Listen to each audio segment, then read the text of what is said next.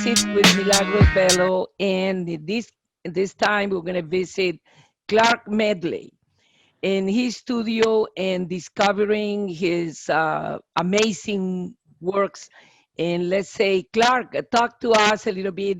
Where do you live? Where were you born? A little bit introducing yourself to the viewers and to the listeners. Well, hello. My name's Clark Medley and stuff. I live in just outside of St. Louis, Missouri and stuff on the Illinois side, so just across the Mississippi River. I got a studio. It's front of the house is a tattoo studio. Back of the house is actually my paint studio. So spend a lot of time here. That's basically it. So I guess you want to see some of my paintings. So I guess I'll start off with this one. Yes.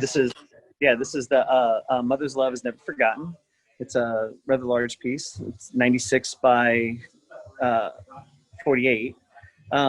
Basically, there's some details about it. It's pretty interesting. So basically, it started off as an abstract form to pay homage to the Art Deco movement from the 1920s, thinking about how this is the 1920s or the 2020s and trying to pay retrospect to that in a proper form. To see like if that movement would have actually stayed around up for 100 years, what it could have possibly evolved into, what it may be now. So trying to play on a little bit more of the evolution of that, I did a couple forms. I did one human form this way with the halo, another small abstract form there, and then 3 abstract forms here. Those are basically representations of myself, my daughter, and her 3 children. And it's one of those things where she was diagnosed with liver cancer. So I thought to myself, like, how can I immortalize something? Because one thing she was really worried about is going through treatment and possibly her children not growing up knowing who their mother was. And in my mind, I thought, what a good way to pay homage to her was to actually make the writing something from my life. And that's where I came up with the title, Mother's Love is Never Forgotten, because I just don't think that it is. Wow. Very touching. A lot of it's not just one piece. That's one thing that people don't understand. It's actually 10 paintings. Wow. And each one of them is a step-by-step rendition as it goes. From the very beginning forms of almost just a black and white nothingness to its actual finished form. So each stage I did as one individual painting. And it was also to pay homage to the masters, and that's part of my master series I was working on in 2020, that would actually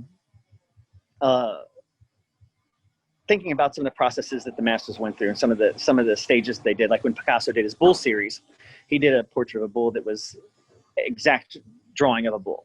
And then he basically deconstructed that all the way to the point of being a line drawing. And so with that, I did that exact same thing with the series. It starts off as just simple form, simple line, and then goes all the way to the elaborate, decorative nature that it is now, with, a deep meaning that's personal to me. That's wonderful. And I see also a kind of like it's part of your style, the calligraphies that they're all this Yes, Greek and typography. imaginary. What can you comment on that, Clark? Yeah, the calligraphy and stuff actually started off as, I know we've talked about this before. I went to China, and during the trip to China, I was playing around with a lot of forms, dancing forms, like exaggerating them, letting them come back in, like deconstructing them more, and then refining them. And as I began to do that, they started off as people dancing, and it actually refined into an alphabetic lettering, where I actually took some of the symbolic poses of the people as they were dancing and refined them into an actual symbol.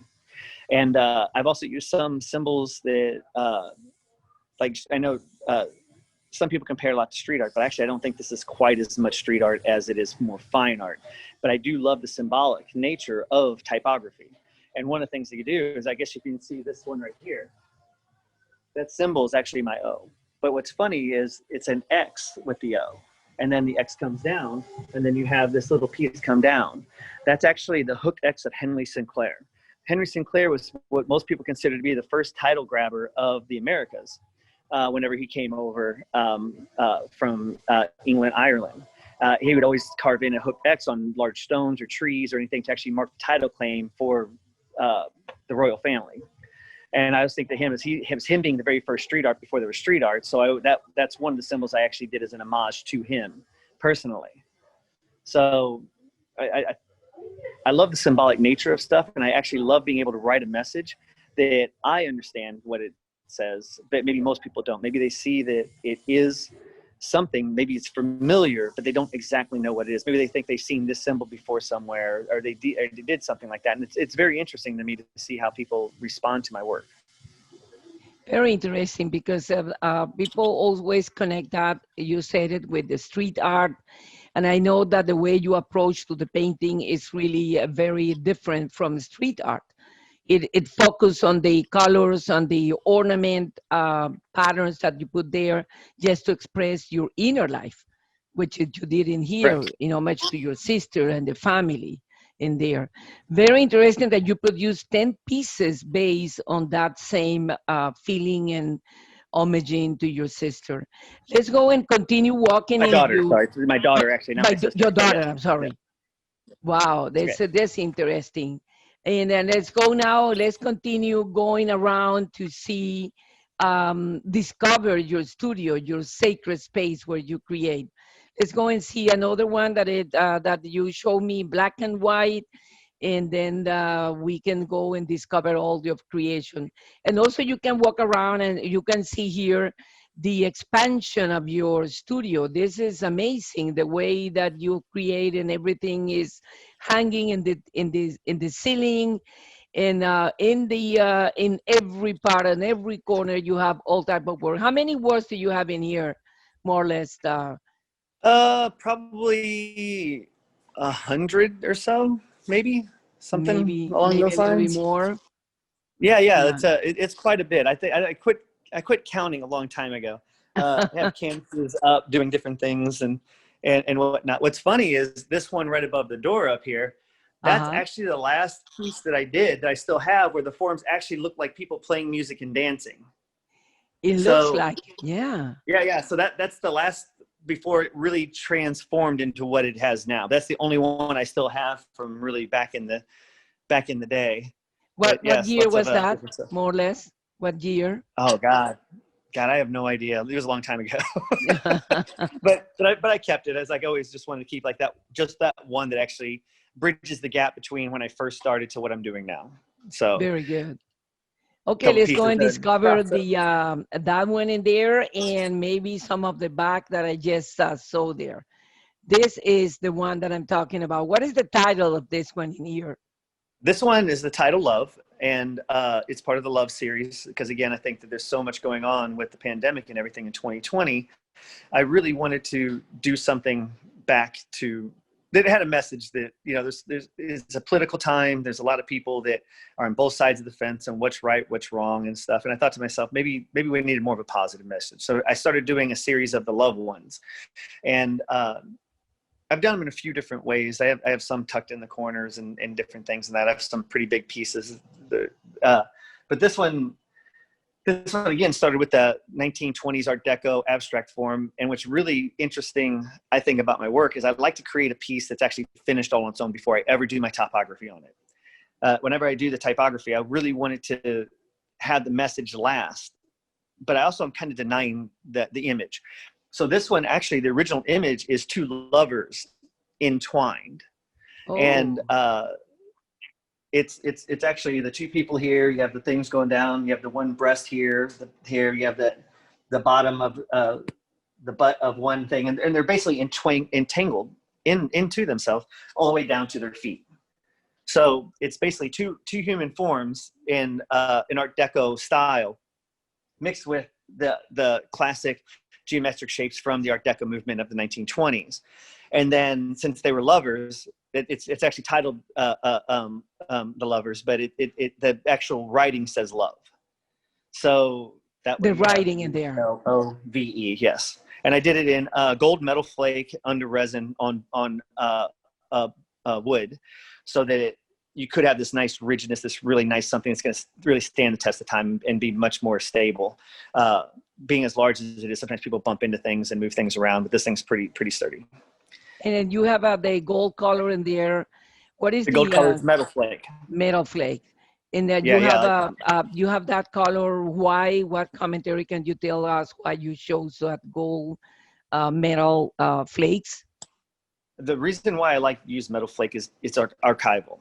If when people just use something maybe like glitter, I've seen some artists use glitter in their pieces or stuff like that. The problem that you have with glitter is that it doesn't last the test of time. It's not archival. It'll last maybe 70 to 80 years, but they're having that problem with actually the ruby slippers from the Wizard of Oz, where the ruby slippers were basically glitter. They're red sequins, and now they're beginning to turn clear because they weren't built to be something where they think about like, what is this going to be around in 400 years or 300 years or 1,000 years? Well, with metal flake, you actually get a really UV protected metal flake reflective surface that they basically refine into very small shards. And that actually allows you to play with light and reflection and actually do stuff where you actually have a lot of that movement and play around with it and stuff. So you can actually play with the light a little bit. And most people are, the reason why stop lights are the way they are, or stop signs, they're flash or something like that, is it catches our attention. I like to have my pieces catch people's attention and draw them in. There's so much to look at in the art world and stuff. Sometimes people don't spend a lot of time looking at something. And I'd like to try to keep the viewer engaged as long as I can by trying to give them as much interest to look at as they possibly can without being too over the top or maybe too much. But I really do enjoy denying the surface, because I really think it's a powerful message when you can take something like that and then give it another message on top of that. It gives a layering effect that gives any piece of work an additional depth, an additional, I'm trying to think of the best way to say it, a deeper meaning and something that's not so obvious. You know, if I just wrote the word love on it, people would be like, oh, it says love, and they just carry on.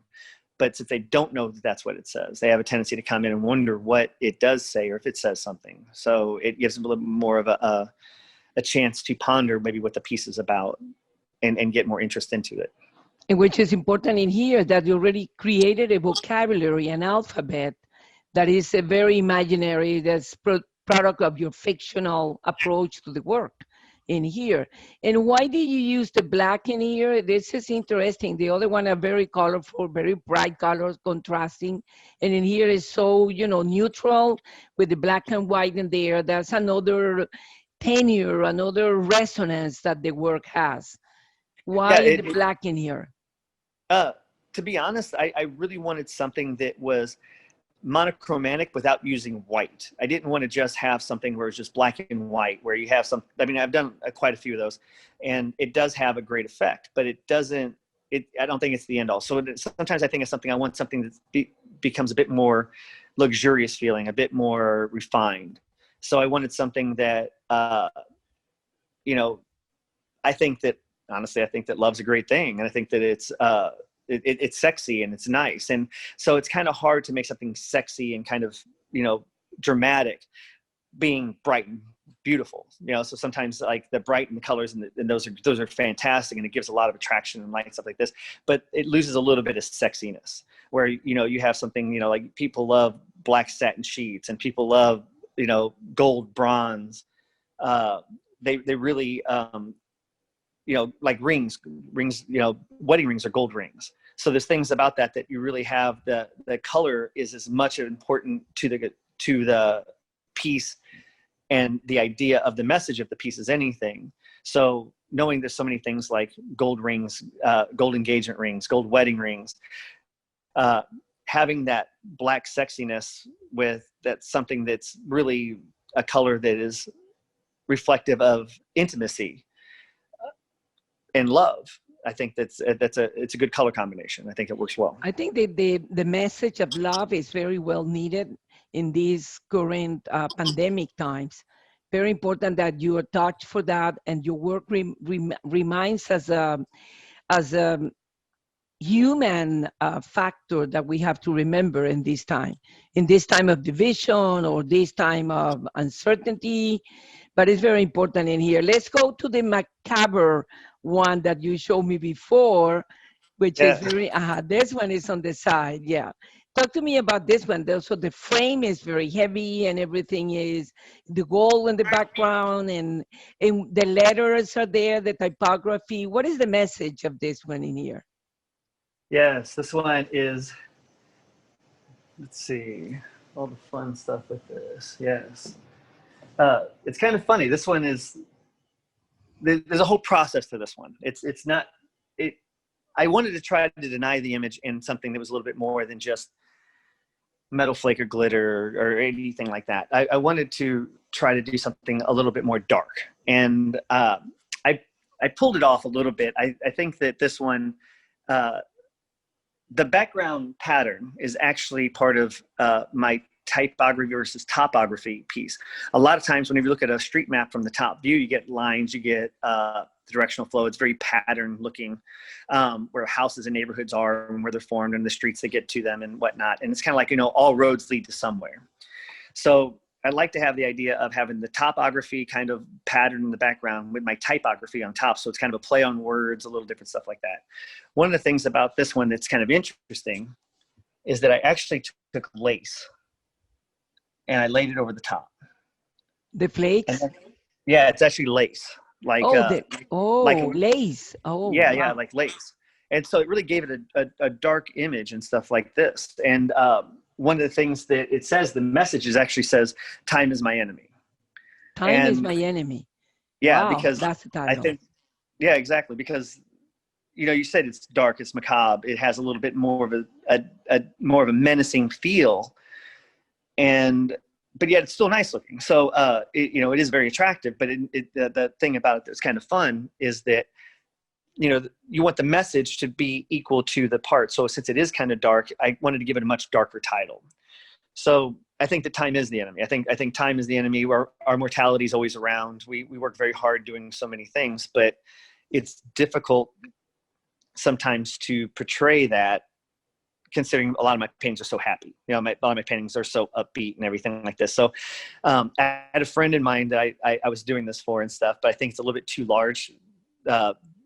They move around and do a lot of stuff. So I'm not so sure that this is probably the right piece for them. So I did it, but I still have a little bit of the sparkle. It's not quite as prominent. The lace, the delicateness of it, I truly love. And it's not something that's easy to pull off. And it was very challenging in a lot of ways, but I do love it a lot. And It looks like a window to mortality, a window to the end of times.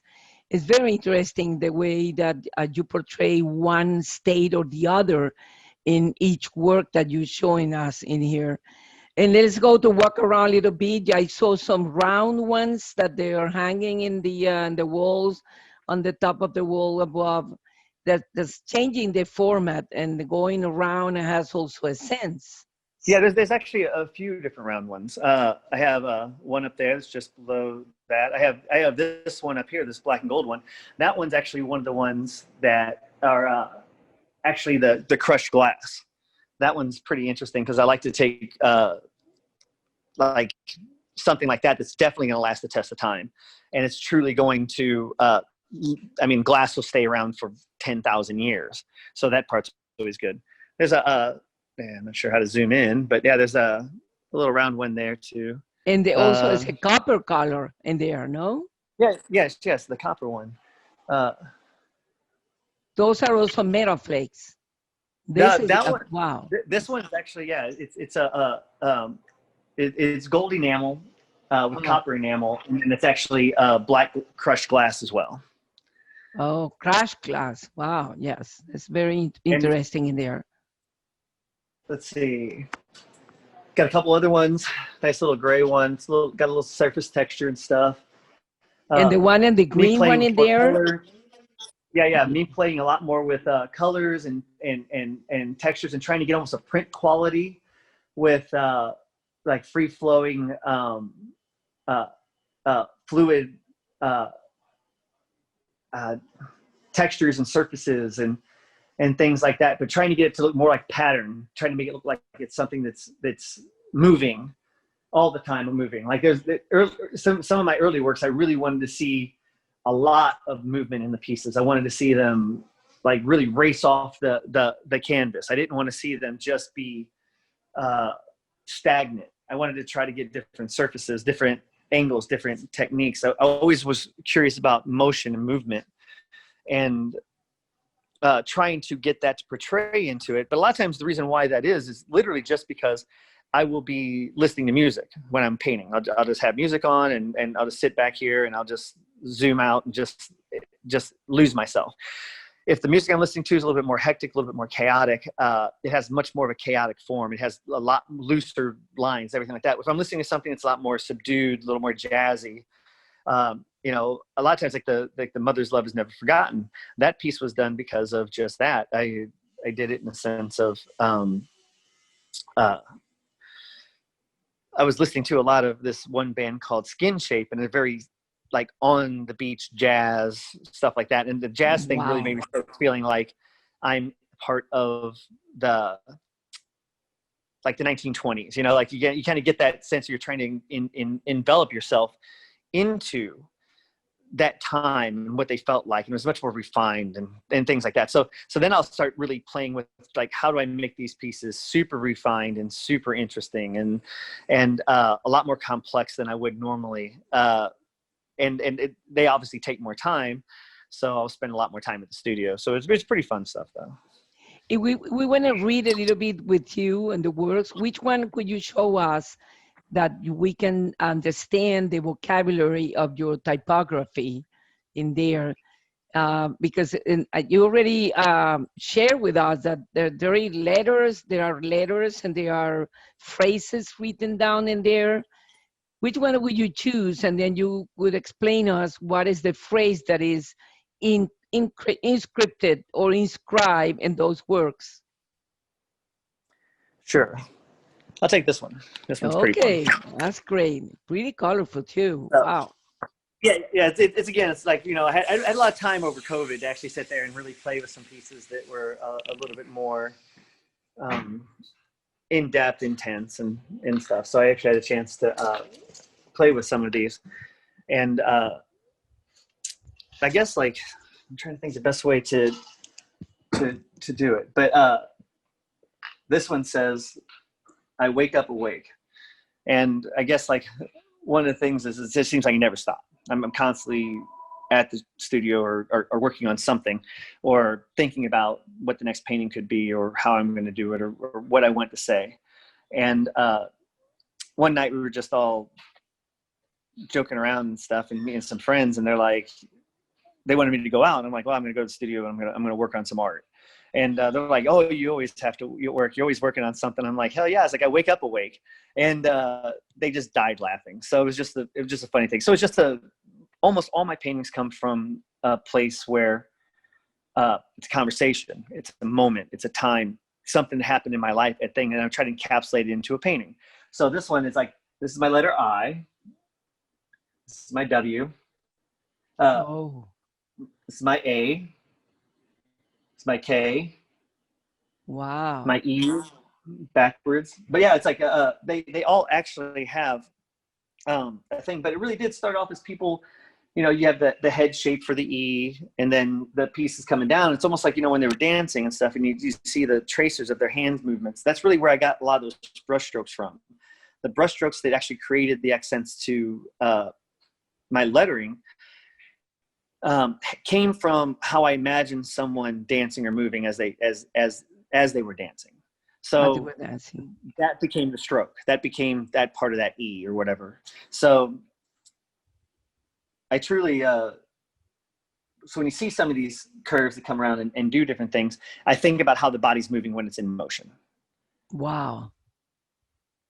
Yeah, you know, because it's like you say, it's always a movement, an inner movement, but at the same time it's a gesture, and at the same time it's a letter, and at the same time you connect it into a phrase. It's like you have different semiotics and different linguistics in your work, which is very interesting, because people only see it like I used to call calligraphy is you know, as we think, but at the end, it's a very pretty meaningful element that really differentiate one work from the other. It's like a stage that you capture there. And I remember some other words that I saw from you that that say they what was it? The sounds on the other room. That's Yes. the sounds on the other room, and this is very interesting because you're capturing movement and a movement and a moment that is connected to your creation in there. It is that you're absolutely correct, and the whole thing about it is to actually not just be a nice painting, not just to be something aesthetically pleasing, but I really wanted to actually be something from a moment in my time, like a day in the life, like something that I did that happened to be just that way. And what I mean by all that, I guess, is like I don't want the painting just to be aesthetically pleasing and want somebody just to walk up and light it. I really want the pieces to actually come back and be part of my day. What was I doing on that day? What was going on in my life in that very moment, and how did that Very actually important. come across to be part of a piece of art? Like how did I turn my life into a story or a chapter, and then try to capture it in an image that isn't just people sitting in the park or something like that. I wanted something that's a bit more interesting. And this The- one was part of the Art uh, Deco series too. This one what was is the title of this? called "The Devil's in the Details." The devil's in the details. Wow. Because I think that a lot of times some of the details of the piece is really what carries the piece itself. And to see something at first, the visual aesthetics of saying, wow, that's nice looking, or like, oh, I really like that one. I think that's the first part of the brain. I think the next part of the brain is like, I'd really like to know more about this piece. And the reason why is because there's something about it that's interesting to me. So with this one, instead of having me doing my typography over the top of the piece, I actually put an Art Deco pattern over my typography to actually create almost a behind a door, or like you have foreground, middle ground, background. So you have this pattern that's far in the background. You have my typography over that, and then another pattern that is from the 1920s that actually even goes right over that, to try to even Wow. deny my message, to even try to deny that even more, because I wanted to try to have someone, because I said the title's "The Devil's in the Details."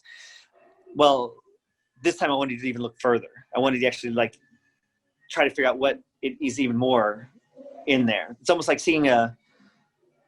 it's almost like knowing there's animals in the woods, but you can't see them because they're kind of camouflaged. I wanted to have that same sort of effect with this as well. Very interesting in here. And I see also that you have rectilinear, outlines in there on the top, that is just Yes. diagonals and triangles that we can capture in there. And of course, in the behind the scenes, in the background, in between, there is your typography, which is there. Is it written there, the devils and the details in those Yes, it lettering that you is. have there? Wow. Yep, Ha- absolutely. Yeah. Anytime I have a title, the title basically is representation of the words themselves. And Wow. so yeah, anytime I do that, I generally do, unless it happens to be like I do have a few paintings that I've done over the years where I didn't do the full message. I just did some of the main key elements of that because the message was too long for the painting. It wouldn't have looked aesthetically pleasing if I would have just done a whole lot of writing. Exactly. Um, and there's a really interesting person one time years ago that told me that you can always tell the sign of someone's intelligence by how fast they can get to a point or how few words they use. So I think it's kind of fun to do a painting where there's 3, 4, 5 words to actually get an entire message out and to pinpoint an idea, and then also make it look aesthetically pleasing. I think that's something nice. I really want somebody to be proud of my works being in their home or their business or their gallery. I really want someone to uh, feel like it's inclusive, exclusive, and an important piece. Uh, I'm trying. I'm really working hard on that. So No, I see that you have created a real alphabet and the technique. And I'm just wondering if you have ever tried to systematically write down your letters and your alphabet as a structured vocabulary for references for the viewers or for the people who are, outside your work? I did. I did a mural, and the mural said, "The quick brown fox jumped over the lazy dog," which is actually a Wow, phrase used in English that has every letter of the alphabet in it. So that there is very actually interesting. a piece out there that I did that actually has the entire Rosetta Stone key of every letter that I've used in one piece. Yeah, there actually is a mural out there that has that. Wow, that's interesting. So, well, I think that you have shared with us a beautiful moment, and this will not be the last visit to your studio. We'll keep it in phases, but I just wanted to walk around a little bit with your camera to show us the expansive room that you have in like a panoramic view, or panning around all these elements that we can discover works from your friends, because I see that you're a collector, and also Yes, yes. merchandise, because you share this space with your merchandise. These are black and white. You can see the black and white in there. Yep. Powerful. Are these in on paper? Yes, these are all on paper. They're Yeah, these printed are. on paper. Yeah, yeah. They're actually, since I'm a tattoo artist and stuff, I actually did tattoo ink on paper.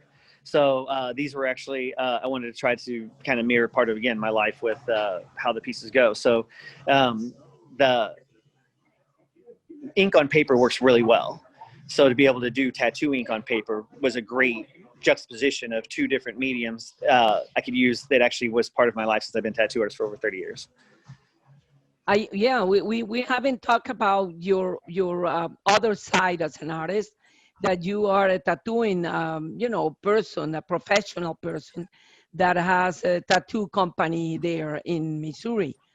Which is, how do you feel with the tattooing in connection to your typography and your artworks? Uh, I think it works really well. I think that a lot of times, like, there's an old painting I did years. Wow, very figurative. This is interesting and weird face, and But it's a yeah, it's kind of hybrid body. yeah. What it was is, like, a lot of times in tattooing, since we were talking about that, is they'll do bodysuits, and like the Japanese would always take an entire kind of like shape of the human body, and then it would draw a back piece or a sleeve or do something like that. And with this, I did almost like a Tibetan piece with it, to where, like, if this was a back, you'd have the back of the arm, the entire back of the piece, and then, like, this would be like the butt, and then the butt would actually make the boobs of Wow, the it's, girl. it's the entire covering at the back of the body for the person Yes. that is receiving the tattoo. Wow, that is amazing. This is the way you combine one type of creativity with another type of creativity, which is very interesting. The way you have blended your capacity to create in there. Yeah, but going back to how the tattoo world kind of influenced a lot of what I do, it's it's pretty interesting, because with tattooing and stuff, I'll do 1,000 plus, what, 3 to 5 thousand tattoos in a year. And Wow. during that time, I think about this as, like, last Thursday, I've been tattooing now 31 years. Wow. And in 31 years, I think to myself, if you just times 2,000 tattoos a year, which is not not unnormal for a tattoo artist at all to do for 30 years, that's 60,000 pieces of work. Wow. And if I would have done 60,000 paintings, there's probably not a person in this world that would know of my art. And it's just a huge volume of work. It's just an enormous amount of body of work. But the problem with tattooing that I'm having as I've gotten older is that they die. That literally, it's the one thing that probably street artists understand. Like, there's a lot of tattoo artists that are street artists. And I think that the reason why is because they do art for art's sakes. They go out and they'll put a piece up on a mural or someplace that they know in 5 or 10 years is not going to be there anymore. And it really dovetails the idea of just what happens with our tattooing. With tattooing, I'll spend maybe 20 or 30 hours tattooing someone over their lifetime, and then they pass away, and then they're no longer around. And all that work I did, no one's ever going to see it again. No one's ever going to touch it again or do anything or view it. And so it almost becomes like art for art's sakes, but in a different way. And I can see how street artists and tattoo artists really kind of mesh together well, in the sense of that's pretty well a normal day in their life. So as I've gotten older, I decided I really want to start doing more canvas work. I really want to start doing more artwork. I really want to start doing things that I know that will be here for a long time. And I started really focusing in on that aspect alone. It's great to tattoo, and I love tattooing, I always have. But now, when I first started tattooing, there was not many tattoo artists in the world. I mean, like literally in Wow. my entire St. Louis, there was like 5 of us when I started tattooing. And Wow. now there's like 700 tattoo artists in St. Louis. And it Oh, it doesn't make me feel special. It doesn't make me feel exclusive anymore. It used to feel different. And now that I've done these shows and I've been seeing my stuff in more galleries, and when I did the Benali, and seeing everything at the European Cultural Center, seeing my piece in that museum just changed the way that I think about my artwork. I truly love people that love my work, and I love that they want to have a piece of my work, but I truly am starting to think that I want to have my pieces in places that are seen a lot. I understand how street art works with that too, where people, like with tattooing, we see it all the time. Like I do a tattoo on someone, they go out, they show their friends, they put it on their social media. It's instantly seen by 100, maybe 200, maybe 500 people almost instantaneously. With our art, we have a difficult time trying to find that same audience. It's definitely much more of an enigma. It's like, how do you find someone that's going to say, wow, look at this piece, or how do you see this piece, or do anything like that? Because once you put it on their body, they're super stoked about promoting it. But once they take it home and put it on their wall, it's cool, but it doesn't have the same sort of effects. And I don't think it really transitions my message of what I want to portray with my art as much. So now I'm really interested in doing as many shows as possible, and getting my work seen by as many people as possible. I really think that that is the key to making my vision of this come to fruition. I really want as many people to see my work as possible. and this is important because tattooing, like you say, dies or disappear with the time. But your works, even if it says enclosed in a collection, it is already it has already accomplished the mission of getting into somebody that is sensitive, that has that opportunity to enjoy your work. And the legacy at the end comes out when you and me are not going to be here anymore. I mean, and so the museum gathers all the pieces, a catalog raisonné is being made for the artist. You can see many examples on the history of art, the European history of art, even here. But we are still alive. We're still in this, but your pieces are going to be lasting forever. And wherever they're going to be, wherever they're going to be auctioned, wherever they're going to be, start moving into the uh, the um, the invisibles way the artists and the artwork move in the world. This is important because the factibility, the physicality of your work is what it matters, because you are, look at that, you have only I think 100 pieces in here. All of them has sense, all of them has a factual existence that with the passing of time it will have the important mission they have been created for. Probably now you're in the immediacy of your work and you don't see it, or maybe somebody bought a piece and put it in his living room and that's it, and it went there. That's the immediate reality. The immediate reality is that piece is already flying away into the art world, and that's very good for you. I mean, to be in the most pieces and the most important numbers of show that you can get in. And now we are very interesting in what is happening in the new world with the pandemic world, which is now we have an audience that is global, is planetary. People that could be in Australia looking at your piece just with this sweep of your fingers and going into the platforms, which is very important. So now we have an open window. We still don't know where it's going to take us. because before the physicality of getting to an exhibition was for real, but the invisible digital movement is planetary. It's something that doesn't have any limits. The only thing is we are just getting into that change. We're still getting accustomed, still discovering the platform, discovering the way to attract people to get into the internet and to see the artist's work. This is what I'm witnessing right now, even with Curators Voice, our project. This is something that is amazing, is promising. It's something that it's really unbelievable, and we don't know the extent that it's going to be having in 2, 3 years. Even we resume the normal, visiting the shows. Anyway, it's going to be a new way that is coming into the reality of the art world, which is the digital connection and per se, because the people before say, well, I prefer to take a plane and go to our Basel in Switzerland. Yes, but when you can do it, you have the option and you're getting accustomed to that option. And sometimes it will become a custom in every year custom instead of taking the plane, just looking at the works in there.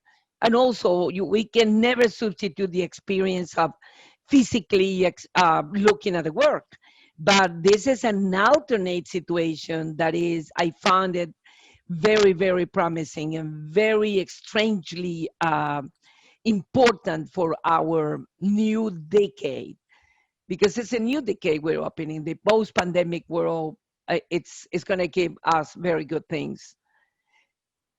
No, I completely agree. I completely agree. I definitely don't think there'll ever be a true.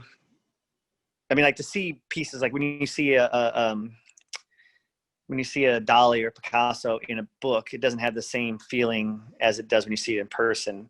I do think there is that romantic connection to a piece. Like when I got to see the Mona Lisa in person, it was completely a different experience when I saw it in the books or saw it on Yeah, or TV. in Google or Yeah, in on any Google. photo. Yeah, yeah. So I do think that that's a great tool. It's a great avenue, and of course, it's something that's going to be much more prevalent, especially this year. It has been.